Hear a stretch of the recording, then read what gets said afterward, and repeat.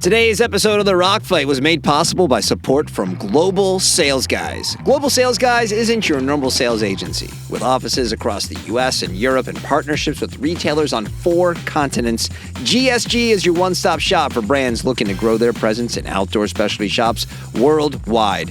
Brands like Van Deer, Red Bull, Nikki, Picture Organic, Kip Run Decathlon, Deluxe, Fubuki, and Gore-Tex all know that Global Sales Guys provide an innovative and full-service approach to delivering their brand's sales and marketing needs. Is your brand looking to break into the U.S. outdoor market? Is your retail shop looking for what's next?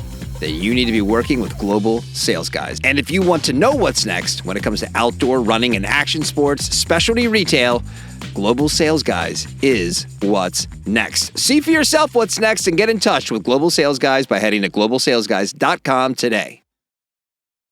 Hey, Rock Fighters, 2026 has arrived, and Lem Shoes is bringing in the new year with new products that will keep your feet happy, no matter what the occasion. Hey, you want to get out for a hike? Check out the Trail Thrasher or the Trailblazer Mid. Are you looking for function and fashion? The Summit Boot Pro will work hard to make you look good while keeping your feet comfy during the winter months. And at the end of the day, stay comfy with Lem's brand new Zen Clog. And attention outdoor and footwear retailers, Lem's recently expanded their wholesale sales team. Do you want to meet your new local rep? Well, send an email to Colo, that's C-O-L-O, at lemshoes.com. Just make sure you tell them that the Rock Fight sent you. Lems, where less equals more. Fjallraven isn't here to conquer mountains, tame rivers, or beat the weather. We are here to go slowly, to tread carefully, and to cherish the visit. For us, the outdoor experience has never been a race to victory. It's an ongoing journey to create equipment and memories that last for generations to come. Our mission is to inspire more people to move with nature, and we do this by developing durable and functional equipment that never goes out of fashion. What we really want is to make it easier for people to enjoy spending time in nature on nature's terms. This is our passion. So let's use this vast experience and competence to help more people feel at home in nature, because when they do, they will take greater care of it. Get started on your Fjallraven journey by heading to fjallraven.com today. Rock fight, rock fight, rock fight, rock fight, rock fight, rock fight. Welcome to The Rock Fight, where we speak our truth, slay sacred cows, and sometimes agree to disagree. This is an outdoor podcast that aims for the head. I'm Colin True, and joining me today for the final time to talk about the state of the outdoor industry as The Rock Fight casts its final stone. It's the outdoor industry insider, Eoin Comerford, and Rock Fight co-founder. I want to make sure you get your flowers here, Dave. Oh, sure. Producer Dave. Sure. Like it matters now, Colin. Yeah. Well, we did want to keep the podcast going, but then we got threatened by a lawsuit by Patagonia for referring to rocks in our name. And their logo is a picture of some rocky peaks. So, That's true. true. Easily confused. Very easily confused. I'm just actually realizing, Colin, maybe there's a genius in there. Maybe we could have funded the podcast by suing small brands. Like maybe that's what. Maybe we're missing out on a legal strategy. Any brand here. that has the word rock in it. That's right. Right. There's probably quite a few. We're going to avoid the ones that have fight in it because we don't want to get entangled in that. But No. Yeah, we might get beaten up. It was funny. Like the week we're talking about shutting this down, and Patagonia sues Patagonia, which is like a tailor-made story for the show. And we are going to have a pretty loose conversation we were made today. for this. I did feel like, are you kidding me? This comes up right now. Like we've been waiting God damn it. years It got for it right this. under the wire. It's okay. Oh my gosh! It's like, oh man. I just, then the more the details come out, I try to have maybe there's a little more here that I, don't understand. And then you read about it and you're like, God, Patagonia, you make it so hard for me just to blindly defend you. Like, you're just like this. There's no good reason to do this. Well, in fairness to Patagonia, they did have an agreement in place with Patagonia. Yeah. Sure. Yeah. That they would live together in love and harmony. Yeah. As long as Patagonia didn't sell merch that was, use the Patagonia name. And have on you apparel. seen the merch that was I have not seen the cited? merch. I think that you might have a different opinion if you saw the merch. Because there is in no way, shape, or form anyone confuses that these are somehow a Patagonia-derived product. Also, where's the just? Well, but from hold on, just for a sec. From a protection of IP perspective, it doesn't matter. That doesn't matter. Hold on. It is all about I'm the fact that whether a trademark is used within a particular classification of the industry. I'm glad you brought that up. I'm glad you brought that up because there are other ways to protect your mark from a legal perspective other than a lawsuit. They could have said, hey, pay us $1 for the licensing. And now we have an agreement that you're working under a license. And even though we won't get in your way, recognizing that the amount of merch that they sell is, again, in no way confusing or infringing upon their business. I cannot, there is no world where this makes sense in any way other than the country club where these IP attorneys got together and hashed this scheme. There's just no way. There's just other ways to do it. And I just, how did they come to the conclusion that they were going to get out of this unscathed? Let me be in the middle here, right? Because Eoin is right. They're totally defensible on paper, 100%. You're absolutely right. But Dave, you need to do it as a brand. You need to protect your mark. Awesome. And I've talked to other people who've been who've Patagonia. We did it at Polartech. Like, hey, listen, this is our trademark or whatever it is. We want to defend it. I get it. But when you consider the two entities here, it was an opportunity, just an opportunity. Like, hey, to partner, to say something like, they could make this apparel line for him and basically underwrite it for him, and then and claim ownership. I'm just saying they didn't even need to go that far. It's all sorts of good PR. They didn't even know to need to go that far. They could have just unforced error. Man, what fireworks?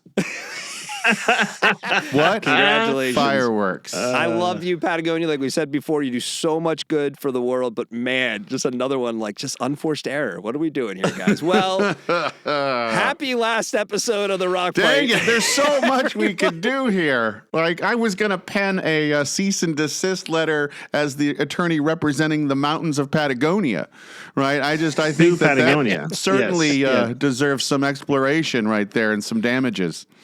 They've been dealing with that for years down there. They have. Yeah. Mm-hmm. Talk about confusion. Well, let's chat about the show winding down a minute. I put out a pod on Friday kind of announcing that this was coming. But I guess most importantly, what's the legacy going to be as we kind of look ahead? I teased in that episode, and I didn't know if we were going to talk about it today. It sounds like Eoin, you're ready to talk about it. It sounds like there is something coming up down the road. You want to talk about what you're thinking of doing? Yeah, well, I don't want people just to be looking into the abyss of a lack of good industry coverage for potentially years to come. So it's still in the works, but my plan is you've gotten me hooked on this podcasting thing, Colin. As I've said, I've just had nothing but gratitude for you and Dave and all the fun we've had over the last 12 plus months. And so, I've been bitten by the bug. And so my plan is to start a new podcast called The Outdoor Insiders. And hopefully right here on the Rock Fight Podcast Network. And really to definitely not take the place of the Rock Fight. That would never be possible. But to hopefully serve a similar goal, which is to get to cover the industry, the news of the industry in a way that cuts through all the bullshit and kind of gets to what's really going on. Right. Similar level of irreverence, but no, that's not true. I could never compete with Dave, but at least we'll have some fun.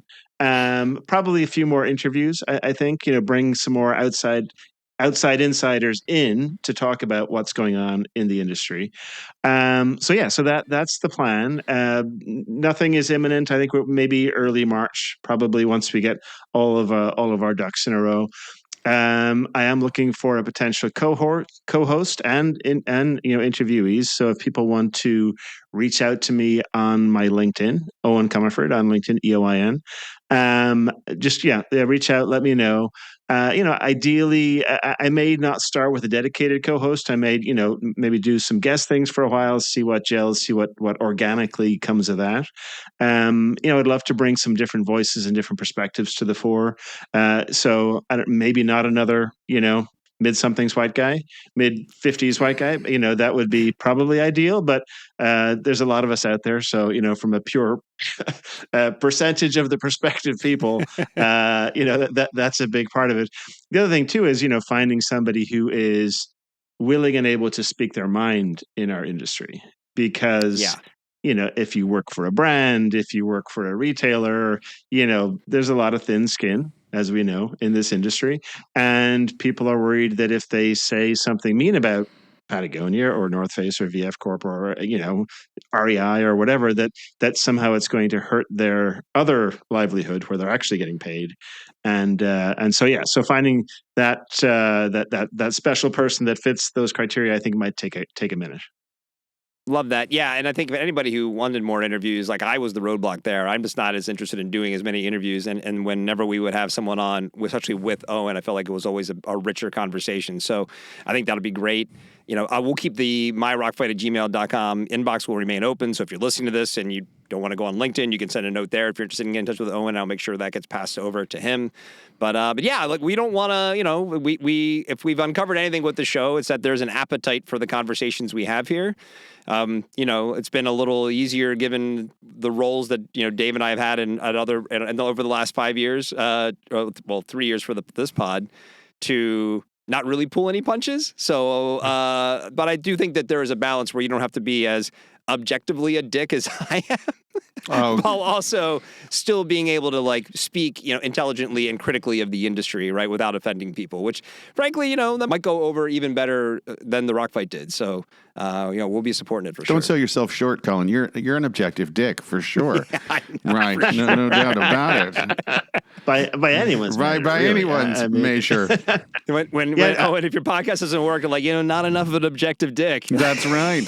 Really, we need more dick. Anyway, who doesn't? And I believe we have our stinger right there. Welcome to the Thank God this is the last episode. Insider Podcast with Eoin Comerford. We need more dick. There you go. Can we get Dick Locker to sponsor? Of course. I'm just lining them up. And if you want to sponsor the new podcast or be a presenting sponsor, please do let me know. We would love that, because this actually does take some dollars to put something together like this. But I agree on the interview front, Colin. Not only I think you weren't all about the interviewing, but also I would say there were a number of people who were like, I don't know that I want to be on. And we won't name names here, but I don't want to be on the Rock Fight. No, there was a few whales that I would have liked to have had on, that I would have really pursued having on, who were like, I don't know, So yeah. You might get a few more yeses. I think so. We'll see. See. Colin, you're just an IPA in a non-alcoholic world. I'm sorry. Oh God. Okay, we'll see. We'll see how it goes. But yes, that will be the goal, though, to get to get those whales, and then also maybe have guests back on like Colin True and Dave Karstad when the time is right. Nice to pop back on. Yeah, when we find out that Robin Thurston is your co-host, then we'll know that. Damn it, he really didn't want to talk to me. That's so awesome. I'll get him on for an interview. Yeah, I'm going to listen to that for sure. Well, for our final episode, we're basically going to do like one last parting shot at the industry, right? We're going to have a loose conversation about the state of the industry that we're leaving behind. We don't have any headlines. But no, we're just going to take a look. Any headlines. Listen, the Rock Fight didn't exist. It existed, and now it's not going to exist. So we're going to look at things sit in the industry from the perspective of media, retail, and brands. And let's start with outdoor media. It's kind of like what we talk about the least on the Rock Fight, even if we have been cosplaying as media members for the past few years. To set the table up, I'll offer 3 topics that we're focusing on today, and I think that of those 3, media, retail, brands, outdoor media is the one I'm the least bullish on from a consumer perspective. It feels very tired. I'm not really sure what can happen to make it more interesting. From a trade perspective, there are outlets like Footwear News who I think do really strong work. But to toot our own horn, there's nothing really that is offering commentary on our industry as our show ends its run, as evidenced by Eoin saying he wants to do his own thing. There are some other podcasters, some folks who are tapping into it, but not quite the same way that we're doing it, again, to toot our own horn. So, Eoin, let's just start with you. Like, where do you think we are with outdoor media in 2026? I think that one of the reasons, quite frankly, that the Rock Fight was successful was because we were filling a need, right? A void, which is, industry news coverage that goes beyond just the PR bullshit, quite frankly. There's just a lot of it today is it's warmed over press releases. I mean, literally barely changed from the press release. So I find that challenging. Also, as we talked about last week, if you're part of a bigger brand or retailer in this industry, you've been through media training, which basically trains you to basically say nothing, right? So it's all very kind of banal, milquetoast bullshit, quite frankly. And so it's just hard to get anything that really either digs below the surface and gets to what's really going on, or actually talks about what's really going on, beyond the PR spin. So I think that's challenging. I think there are some interesting executives out there like Amy Beck from Obos, or Fabrizio Gambarini of Vibram are both, are amongst the group that are pretty outspoken, but they're kind of the exception that proves the rule, quite frankly. And so, yeah, it's just not a great landscape.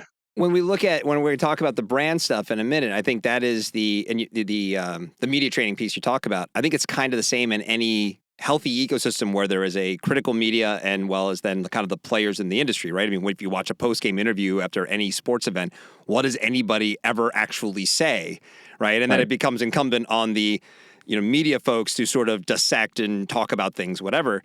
And when I look around at some folks who do talk about the industry from an industry perspective, there's a lot of, there's a lot of ball washing out there, right? It's a lot of like, here's why you're going to be inspired. And this is why this brand is so inspiring. And this executive is so inspiring. There's not a level of like, hey, what can we learn? What can we do better? How can we do better at what we're doing? And that is, I think, the exception that we have been is like, we're not, we don't really stand for the bullshit. And I think that a little more of that, I think, will go a long way when it comes to the media. Colin, obviously you're not a golfer, but I'm just going to say there's a lot of ball washing going on, and it's spectacularly clean. Colin, I just want to just reiterate, what we have now is essentially a press release distribution system, and the platforms are set up for that. The algorithms are set up for that, and that's how it seems to be informing. And so the idea of actual color commentary is disappearing. Look, we have our compatriots in the media and the folks that are working on the the newsletters that work to stay in front of that are kind of handcuffed by how they can talk about what they talk about, but they still do a good job. There's still reporting that needs to be done. Yeah. And I applaud them for doing that work. It's just, like I said, reading between the lines and getting at, everyone talks about this podcast as, having conversations that they're having.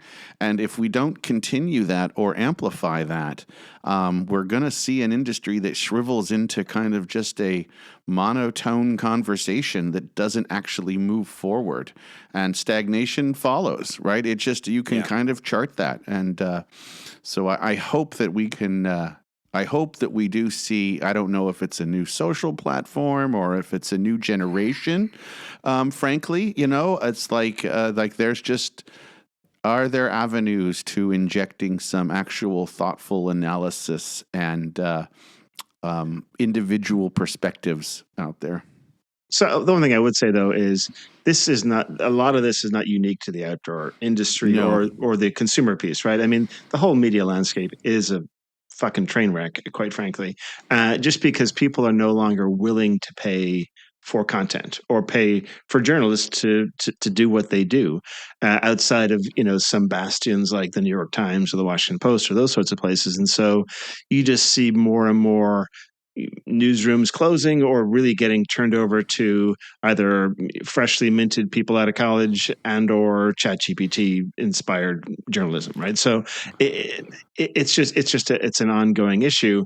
It's one of the issues, ultimately that you alluded to about the rock fight, Colin, was the fact that even, there was a lot of conversation about, hey, this is amazing. This is a great work. And we did have some great sponsors, over the year, but not enough that someone could make a living doing this. Right. And so, it's just a challenging time where there's never been more information available to people, and there's never been less good information available to people. It's almost like tech companies plagiarized and devalued the work of journalism and turned it into a commodity worth nothing.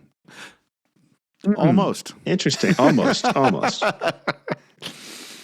I do want to shout out Gear Junkie, a publication or an entity that I have definitely been critical of in the past, but I did notice in today's newsletter, as we're recording this on Friday the 23rd, they echoed our sentiments on Alex Honnold's attempt to climb a building later tonight, and I thought it was a really nice piece, and basically similar to what we had said, like this isn't an adventure. This is, you're courting. They're using courting death as a way to get eyeballs on it, and I was like, good for you guys. So I was happy to see them do that.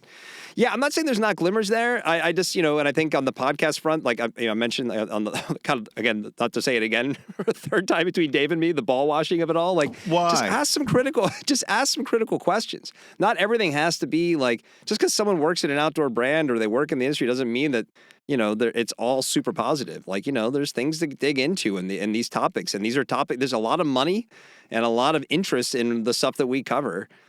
And it just seems kind of obvious. The reason why people listen to the Rock Fight is just because we're asking why or getting curious about things or digging into things that just, don't make sense. And I don't know. I don't think that curiosity will ever go away. Are you sure it's not to tune into your colorful language? Maybe. Could be. Just saying. Shit, that's why we didn't get enough sponsors. Right. Speaking of which, we are going to pay tribute to our sponsors coming up soon, because there have been definitely some folks who have supported us, and we're going to give them their due in a few minutes here. But all right, I heard you're going to be performing a private podcast just for them. Just for them. That's it. Yes, we're just going on tour for our sponsors. That's nice of you. Well, let's turn our attention to this, what I think is the soul of our industry, which is the retailers. And I'm going to say in a minute how the brands really are the most important cogs in our industry machine, but the retailers are really just as important in many ways. And we've talked a lot about what retailers should be doing or not doing in order to thrive in a modern world. Oh, that seems to be continuing to evolve to get rid of brick and mortar retail. Between e-commerce and now AI, it's easier than ever for consumers to get what they want. But honestly, that impersonal shopping experience just reaffirms the long term there will always be a need for in-person shopping. So it's really a matter of how retailers evolve with the technology. So, Owen, retail is the basis for much of what you've had to say on the Rock Fight over the last year or so. How are you feeling just in general about outdoor retail as we end the show? I feel that outdoor specialty retail has been just incredibly resourceful and resilient over the last, call it quarter century, right? I mean, for as long as there's been a computer, it feels like there have been pundits that have wanted to basically bury brick and mortar retail, right? Whether it was e-commerce, brands going direct to consumer, AI, I mean, you name it, it's all been the end of special retail, and actually, that hasn't been the case at all. I mean, yes, there have been some high-profile closings over the years, but there are also people opening stores as well. So the reality is that good retailers that add value to their consumers are still thriving. They're still doing well. They're still opening stores in a lot of cases. And I feel what it comes down to, a little bit of what you alluded to, is as humans, we are wired to want human interaction, right? We want to touch and feel the product. We want to talk about it. We want to share that experience of buying with somebody else that shares some of those same passions, right? Mm-hmm. And yes, right now I think things are a little tough. Inflation, tariffs, aging core participants, yada yada, all big challenges. But I don't think that's anything that outdoor specialty can't overcome. And actually, if anything, the growth of this whole AI-powered fake relationship bullshit that's happening today, I think it's going to push more consumers to want to seek out that in-person experience when it comes to buying their gear. Yeah, I think convenience is always going to have a place, and it's always going to be interesting, right? Like I commented on to the Trail Waves newsletter that we've cited a few times in the past, the trail running focused newsletter. I think Seth LaRue is the publisher of that. Mm-hmm. And he had a whole article about how Strava should integrate, e-commerce into their platform because you can track your shoes. And my comment was like, this is a horrible idea because you're undermining the best part of the run world, which is specialty retail. Like, you're not even accounting for that. But he's not wrong. I mean, if Strava did that, I'm sure it would be successful. However, I agree with you is that just because you have you have that convenience doesn't mean that there aren't ways for retailers to stand out. And I think part of that is just running a really good shop. I was chatting with Wes Allen shortly after the holidays, And I said, hey, well, how did it go? And he's like, obviously everyone knows how weather challenged everyone is, especially in the West, but pretty much everywhere until this blizzard we're getting this weekend. And then also, between that and the tariffs and everything else, he's like, we had a pretty decent season. And I'm like, that's because you're good at running your business, right? It doesn't have to be about all the trends that we say is going to lead to success or is going to lead to your demise. It's like, are you good at running your business? So I think even in the face of like Strava adding sales or any of the AI stuff, it's like if you run your shop and you're good at, smart about how you run your shop, the demand will be there because it's fun to go to these stores and people will want to come. Yeah, I mean, I look at like Playmakers, which is a run store that's in Lansing here, not that far away from where I am. They're not going anywhere. I mean, they're doing really well because they provide a great experience, right? Yep. And those are the folks that are going to be fine. But they also continue to evolve, right? You can't stick your head in the sand and say, I'm just going to do it the same way I've done it for the last 30 years. There is an evolution and keeping up with technology, but you don't have to follow it slavishly either. I think a lot of outdoor brick and mortar retailers said, "Oh, I've got to have an e-commerce presence. I've got to, try to compete with the big guys, the backcountries, the moose shows, the whatevers." And ultimately, that was not a successful strategy, right? Because it's really hard to do that well. You have to have scale, and it just became a distraction for stores. It's about, yes, I have this in stock, and I'll help to support my local customer, but that was really where it needs to end, rather than trying to compete on a national scale. Dave, you know what else is hard to do well? What's that? Make an awesome podcast. Is it? Is it hard? Any thoughts on retail, Dave? No, I just was thinking of, the retailers sticking their head in the sand and how maybe an innovation is gravel, right? We can just change the metaphor and now we've got a whole new path. No, I think... I don't think the retailers are demanding gravel. I think gravel's being forced on retailers. It is. And I was gonna go with that in that those same observations there will apply to when we talk to brands. Right, a lot of that same advice is there, that the experience is going to be the key, and for sure, you better keep innovating. All right. Well, before we get to brands, we want to take a second and pay tribute to the brands who've actually paid us. So, for one last time, you're listening to Rock Fight Radio. Hey, listen up, Rock Fighters. You got DJ CT here to tell you that Rock Fight Radio is signing up for good with one last track. And we're doing it in style to support those who supported us, the real ones who actually wrote the checks that led to you getting to hear the Rock Fight. Thank you so much for your support. And enjoy one last tune as Rock Fight Radio signs up. As the Rock Fight winds down, we give thanks to you all. But we raise one last glass to those who answered the call. Our sponsors: Life Labs, Iron Packs, Hydra Pack, Switchback, Oboes, Live Send, Fuel Goods, Get Me Some, Limb Shoes, Fit Socks, Ibex, Darby Rocks. We're closing down the pod, yeah. No more songs and no more rap. But these brands are here, their spirit remains. So visit their shops and say their names. Fial Raven, Thermal Royal Robins, feeling fine. Let's not forget to pour one out for Northwest Alpine. GGG Garage Grown Gear and Global Sales Guys. Conaddy's Council giving good advice. Endeavor, First Seed Sown and Ripstop by the roll. And that Pacific Adventure sure does works. Long Weekend Coffee, Gear Trade too. If we missed one, sorry. It sucks to be you. We're closing down the pod, yeah. No more songs and no more rap. We say thanks for you from high on our perch. Hell, someday there'll probably be Rock Fight merch. We're closing down the pod, yeah. No more songs and no more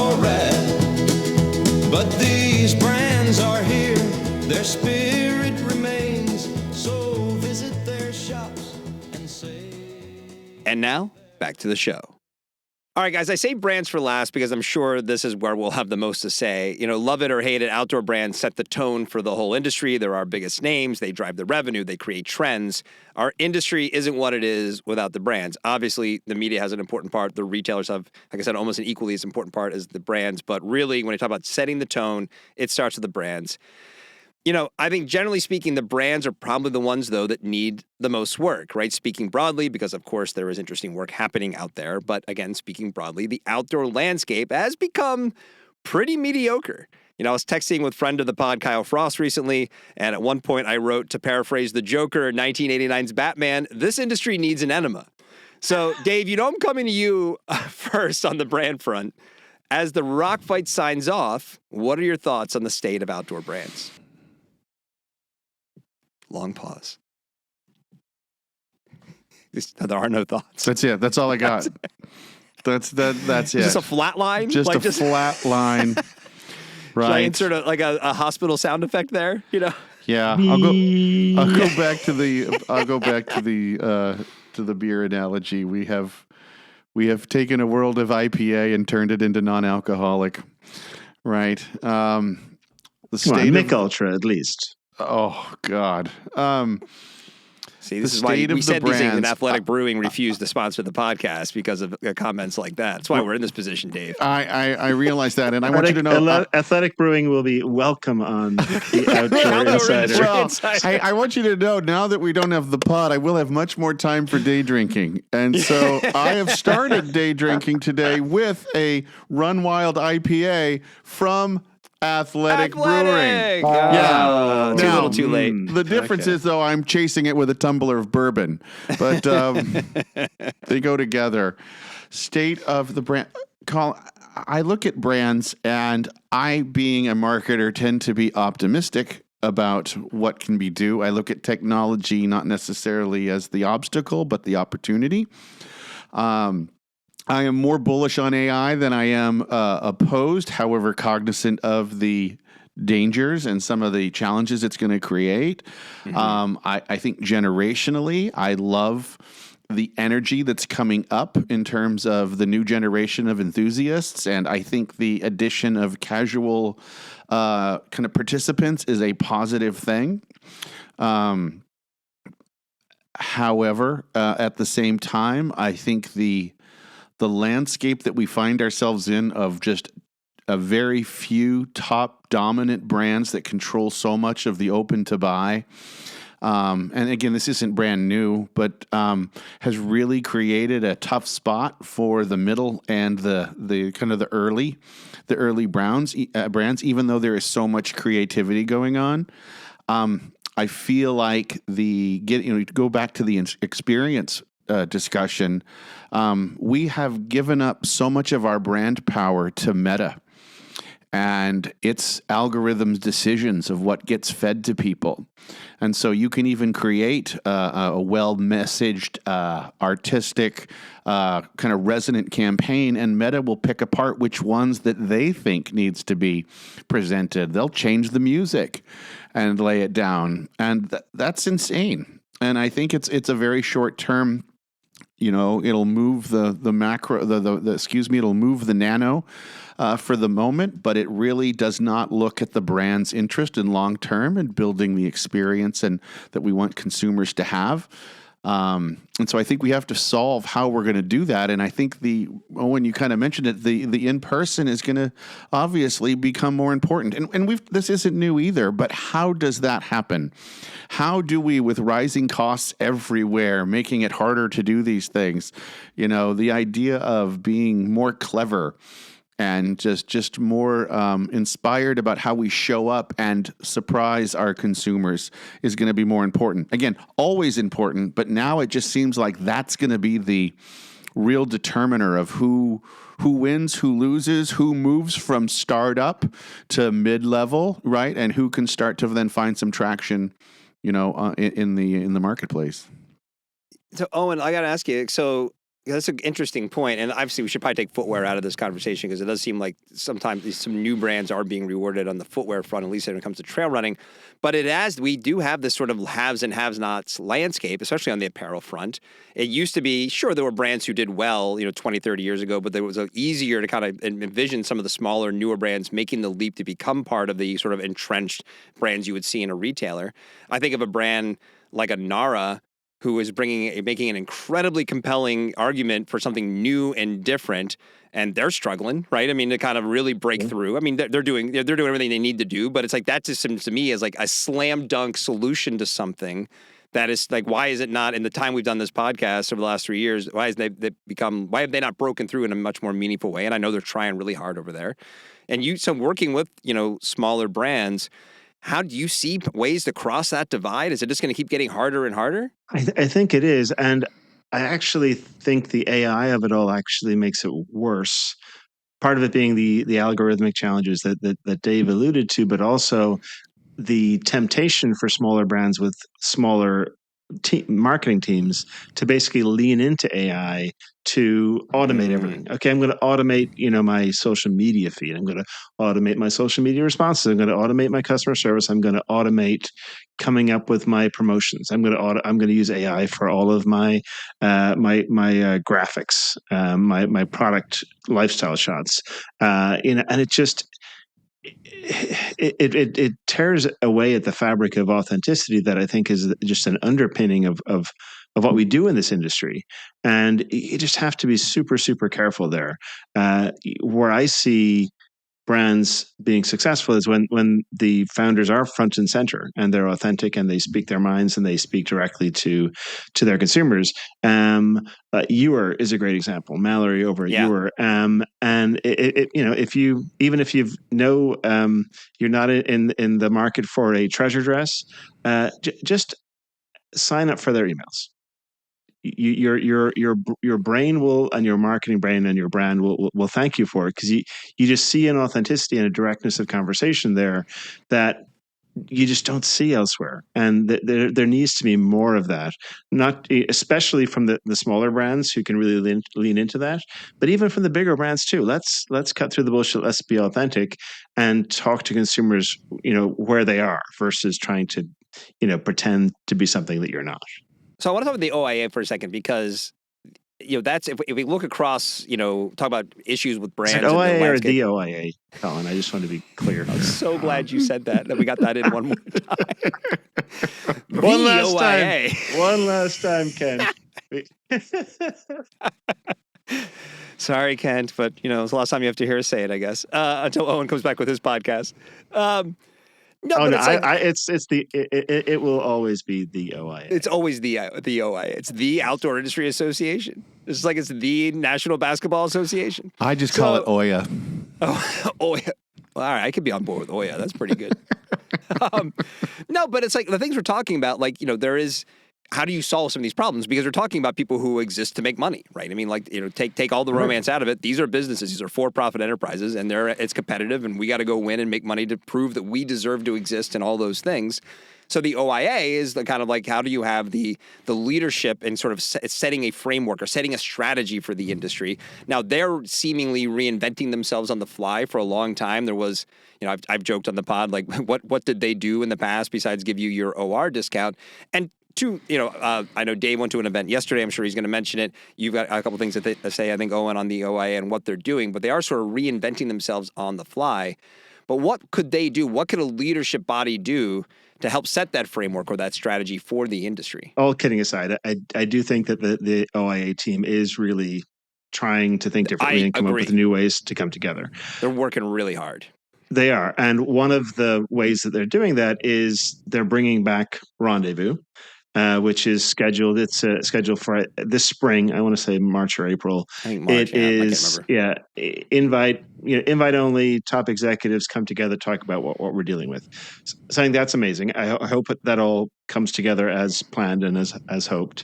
But because one of the issues that we're faced with as an industry, and we've talked about this ad nauseum on the podcast, we should have had a fourth one for trade shows, Colin, at the end You're of this. right, we should have. Well, we can do it now. but not having that national coming together, so to speak, has really hurt some of the unity and the interaction that's needed. And so I think Rendezvous has a place to play there. OIA getting involved with Switchback to a deeper extent, I think, hopefully will play there as well. Also, we've got ISPO under new ownership. Yep. Again, hopefully we will see great things coming in November. I think it is this year. Yep. So there's glimmers on the horizon, but ultimately we've got to come together. The thing of it is that even though all these brands are in competition, there's lots of things that join us together and should be pretty easy to get everybody on board with, right? I mean, number one, encouraging and increasing outdoor participation, right? I mean, that's what pays the bills. Okay. So, and we want people from all ages. This isn't some, crazy leftist DEI initiative, as some might try to cast it. This is a business imperative. Get people of all ages, ethnicities, and genders and social backgrounds outdoors. Period. Right. Second thing is protecting public lands. These are the areas where people do the activities that require them to buy the shit that we sell and make. Right. That should be a slam dunk. Okay. And then the third one that maybe is a little bit more of a stretch, but I think is equally important, is promoting a healthy retail ecosystem. Okay. Where consumers, wherever they are, whether they're online or D2C or in person, whatever, wherever they are, wherever they want to interact with outdoor products, that we are there in a healthy way to provide them with great service, with high customer satisfaction, with the ability to get outdoors, and with minimal discounting. So that to me is like the third leg of the stool. On the trade show front, I think we could have made it its own bullet point here, but we've probably said enough about it over the 3 years we've done this podcast. I will say that if I have one regret, probably in hindsight, is that we probably didn't speak about trade shows from the perspective of the brands doing better, right? I think you talk about the things that we need to be aligned on. There's kind of heady topics. There's not a lot of just like on paper, that ROI that everyone's looking for from a trade show. And when you talk to brands, like, well, I gotta see like why it justifies the expense. And it's like, well, that's, I think I need to hear from brands more. Listen, you're demanding an in-person response and you want the trade, an in-person gathering, and you're demanding the trade shows do all of the work and provide all of the value without just sort of understanding that like the value is in getting together and understand that you spending that money and showing up is accomplishing what you're saying by saying, hey, we need to have a national gathering. And I think I still hear from folks around the industry, well, I don't know, the buying cycle and when are retailers going to show up? And it's like, let's just start with it's important to get together. And then we can figure the rest of it out. And I don't think there's enough put back on the brands at this point of like kind of helping to define that and being a willing participant to get the trade show scene going. Not to make this a totally trade show centric conversation, but Dave, back to the OIA. You just went to an event yesterday. You said it was a good time over there. Do you want to talk about what you saw? It was a hoot, Colin. Just so much hooting. No, I went to a roundtable hosted by the Oregon Outdoor Alliance and the OIA. They had folks from the search company Foghorn Labs give a presentation, and it was kind of again concert with the OIA, some statistics on participation, kind of how the industry is moving to record that, and then kind of what that has to do, or the impact of that maybe on some of your search strategies and just kind of the medium. And I thought what they did there, it was very participatory. It was not so much one person droning and everyone just listening in silence. It was absolutely collaborative, people talking about real world experiences. It became strategic and tactical in discussions. It was one of and again, the subject matter was kind of on point, but really coming away with usable and actionable ideas.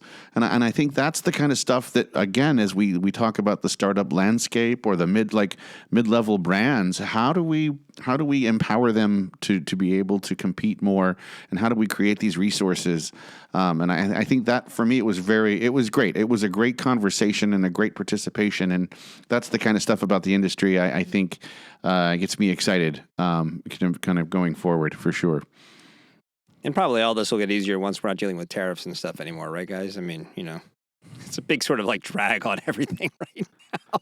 I mean, it really is kind of back burner news compared to the last rock fight. frankly. But Oh, Yes. and speaking of anybody who was at that event in Oregon, Dave knew that we were ending the show. fuck you, you fucking bastard.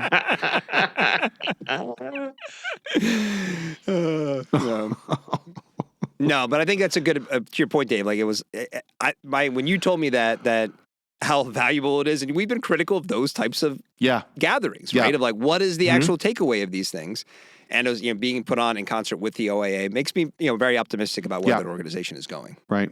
I think that's it, guys. I think we fixed the outdoor Did industry. we? It took us fixed 3 it? years. So our job is done here. Is that what We're you're done. saying? Oh gosh. I would actually put back to both of you. What's your one future prognostication of what's going to happen in the industry in this? I don't know if it's the void that we're leaving or just where's it going. What's one thing that we'll see in the upcoming year in this industry? Well, I put out 10 predictions earlier That's this true. year. You really did. True. Yeah. That's true. Owen And actually did this now that work. we've already blown past all of those, Yeah. what? Well, Well, I mean, go ahead. I mean, I do think it is going to be a tough start to the year, as we said, and I haven't talked to anybody that has disagreed with me or said, "No, you're full of shit, Owen. It's going to be amazing." But that said, an incredibly resilient industry, and I think we'll look back again a year from now and go, "Wow, that was really hard," but we all made it through. People still love to get outdoors. People still love the brands that get them outdoors. And we just have to, maybe do a better job of sending that message. We've poked fun at the more things change, the more they stay the same in the industry. When going back and look at old issues of snooze, and I do think that history will repeat itself again. But I also think that the thing that is also present in all of that is the passion for not just the outdoors, but the industry. I think I said in kind of my announcement episode on Friday is, plop yourself in a room with Dave and I for an hour, and you're not going to want to talk about the industry anymore because this is all we talk about. It's just we are fascinated with this space. It's just the intersection of passion and commerce. I mean, it's always going to be interesting, and there's always going to be a place for it. That's why we get dismissive if anyone's like, that's going away, or that can't happen. It's going to destroy the industry, whatever. It's like, no, things are going to change. People are going to come and go. Do we have challenges? We just spent an hour talking about what we think the challenges are. But I want to think you're right. It's a resilient space. It's going to be around. People are going to want to go outside, and people are going outside more than they ever have before. It's normal now. This industry rose out of an era when it was not normal to go outside and hike up and down mountains. That was a bunch of weirdos doing that. And now it's like, going outside. It's like, we know that that's a healthy thing to do, that Now everybody it's a should lot be doing of more weirdos. of. Yeah. So the current market forces at play, it's going to be challenging. Are people going to go out of business over time? Yep. Are new people going to come along? Yep. I mean, all that stuff. But the industry, I feel safe saying it'll be fine. It's going to work itself out over time. Yep, I agree. All right, Dave. You posed the question. What's yours? What's your prediction? Oh, I can see this happening clear as day. Patty's Pub is going to get a cease and desist from Patagonia, and they're going to demand residuals. The Patagonia, It's Always Sunny in Philadelphia crossover we've been clamoring for? That's right. That's exactly right. All right, full circle. Back to the beginning. We did it, guys. Well, I think that's it. I think that's the last episode of The Rock Fight. The Rock Fight is a production, or was a production, of Rock Fight LLC.